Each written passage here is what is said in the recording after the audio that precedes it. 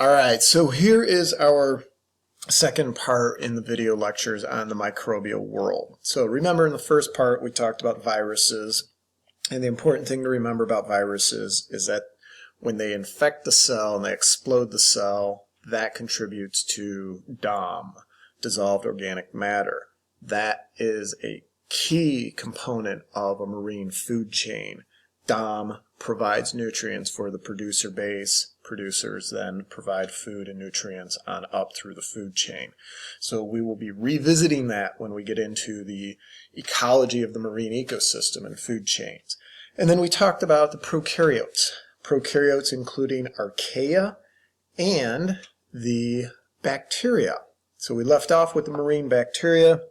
The key thing to remember here is the peptidoglycan layer in the cell wall.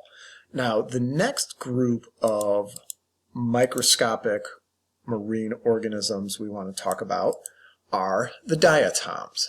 Now, diatoms are these amazing little organisms. They're living things that are in the marine ecosystem, and their key feature to identify a diatom is they have cell walls that contain this structure, this component called silica.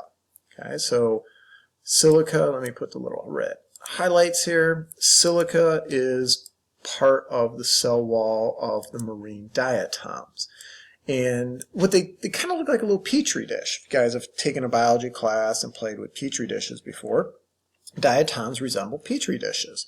The glass shell that they create for their body is called a test. This is not a 50-question multiple choice type of thing. Test is the term for the shell of the marine diatoms. And these guys are major producers in the marine ecosystem. They contain a variety of photosynthetic pigments. Chlorophyll A, and some of them contain chlorophyll C, and then others will also contain a group of pigments known as carotenoids. Now the carotenoids are what give us yellow, orange, etc., what we call the fall colors. So you think about photosynthesis, when you get yellow leaves and orange leaves, those are due to the carotenoids. So these guys are photosynthetic. Major producers in the marine ecosystem, but they need nutrients. The nutrients come from DOM, the dissolved organic matter created by viruses exploding and blowing up cell structures, primarily bacteria. Viruses can infect other organisms, but the bacteriophages blow up and explode those bacterial cells and create DOM, which then provides nutrients for the diatoms, which are a major player, again, at the producer level in the marine food chain. Now, when we look at some of these diatoms, some of them will produce a toxin. The toxin is called domic acid. Make sure I spell that right for us. All right, so domic acid.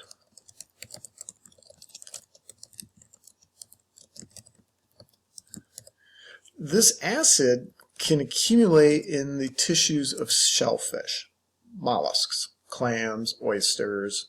We'll talk about that when we get to that group.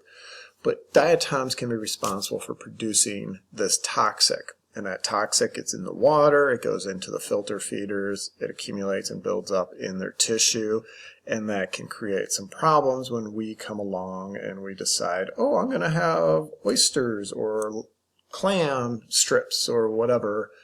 We can then be exposed to this toxic. So if there's an explosion of the diatom population because there's an explosion of DOM being made available because there's a big viral infection, now we can have some problems as humans eating those animals that have been exposed to the toxin. Other uses or other ways we see diatoms important is this diatomaceous earth. The diatomaceous earth is just the remains of the tests If you guys have a swimming pool, the filter is often filled with diatomaceous earth. It acts as a filtering agent to clean water as it goes through your swimming pool and things like that. If you're drinking beer, to clarify beer, often we use diatomaceous earth to clarify the beer, to pull out sediment from beer during the process of beer making. And I hope every one of you used it this morning when you got up and you brushed your teeth and you used toothpaste. Look at the ingredients.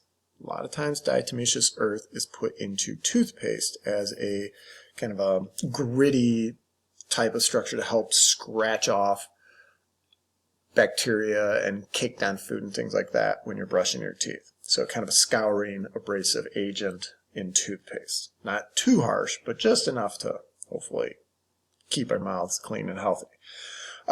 Some folks love diatoms, or I should say the remains of diatoms, because they're used as index fossils.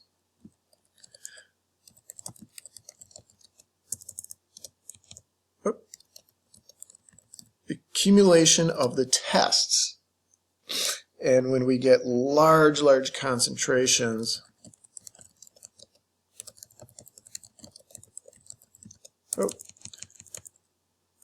of these tests, it's an indication of different geological periods of the Earth's history. Okay, so it's saying, hey, this is an area that was underwater so many millions and millions and millions of years ago, when we find these large accumulations of diatomaceous earth, using them, like I said, as an indicator, or we call it an index fossil, to say here's a key part of the Earth's history. Now, reproduction in diatoms is primarily an asexual process. So one diatom will divide, and it pops open like a petri dish. So now you got top and bottom. A new bottom forms and a new top forms for the halves that have been split off.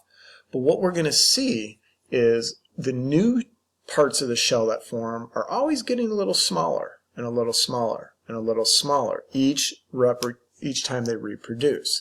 They get smaller and smaller and smaller. But they reach a certain point where they go, whoa, wait a minute, we're too small, and now we need to reproduce sexually. And what will happen is some of the smaller tests, and you see the word here, frustrates, that's the same as a test. That's just a different terminology being used for it. I will use the term test. It's a little easier to remember than frustrates. So some of the smaller tests, some of the smaller diatoms, will then reproduce sexually. They produce sperm, they produce an egg, that fertilizes, creates this thing called an oxospore, that is now a fertilized diatom that will grow back to the original size, and then it goes back to asexual. Divides, and then, oh, time for sexual reproduction, back to the original size, and let's do it again.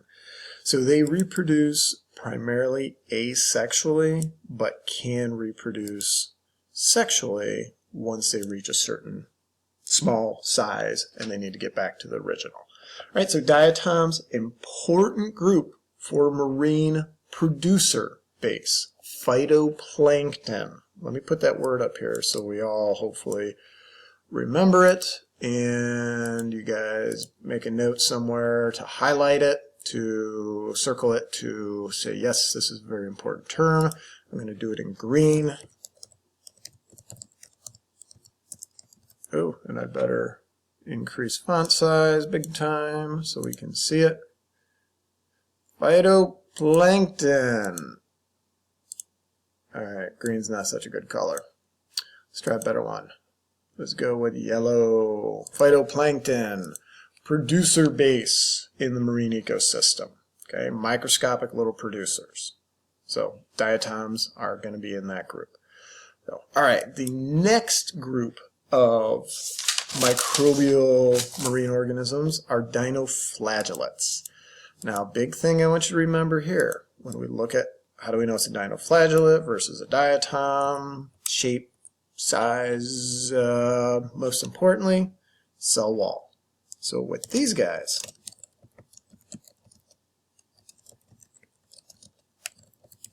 the cell wall is composed of cellulose. That's the same stuff that plants have. All right, so let's put the red on that. So you got a cell wall with cellulose, but you're single-celled. That's why you're not a plant, single-celled. These guys are primary producers. That's a big feature about them. They are part of the phytoplankton, marine producers. They will contain 2 flagella in grooves wrapped around their body. This is going to provide them with motion, so they can swim and propel and move themselves around. Diatoms just kind of pushed around by the current. These guys, active movement. An important role for a lot of dinoflagellates. They are the zooanthely dinoflagellates.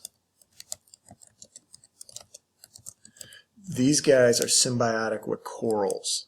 They actually live inside the tissue of corals. So when we get to the coral lecture, we're going to come back to the dinoflagellates here and talk more about them. A lot of them can bioluminesce. So that beach down there, that's bioluminescent because of the dinoflagellates.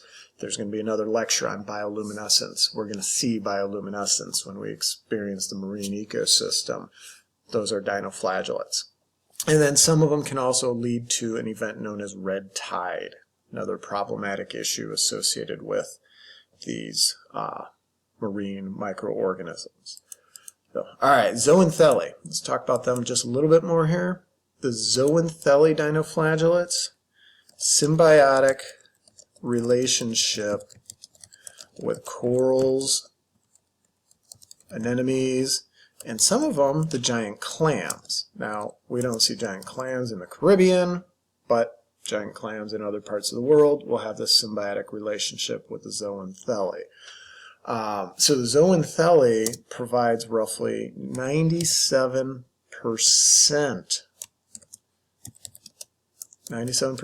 of the energy for the coral.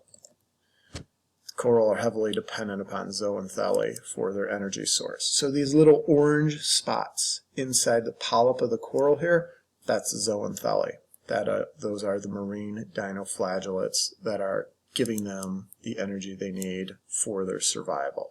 So again, we'll talk more about these guys when we get into corals, we talk about ecology, we talk about bleaching. Zooanthely dinoflagellates are important. Now, where we see some problems with some of the diatoms and the dinoflagellates are these algae blooms that I mentioned earlier. So the explosion of their population is known as a bloom, an algae bloom, a dinoflagellate bloom, a diatom bloom, whatever we want to call it. It is due to high levels of nutrients in the water.